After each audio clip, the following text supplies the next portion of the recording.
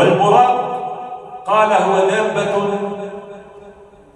ما بين الحصان أو الخيل وما بين البغل، وهي دابة بيضاء.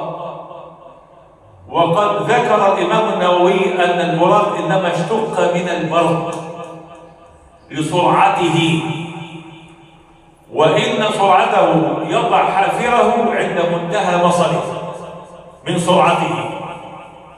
فسمي البراق كذلك. ركبه النبي صلى الله عليه وسلم في رحلته الأرضية إلى المسجد الأقصى، ثم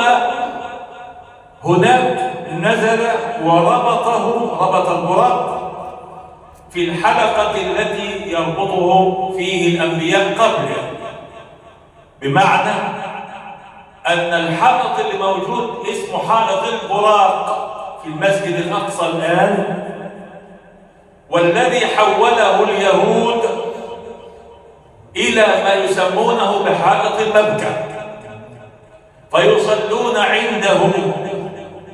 ويصرون على أنه جزء من الهيكل الذي بناه سليمان عليه السلام، كذبا وزورا، مع أنه لم يذكر حتى في توراتهم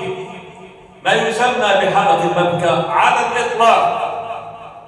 وإنما هم كعادتهم في الكذب والخداع وغيره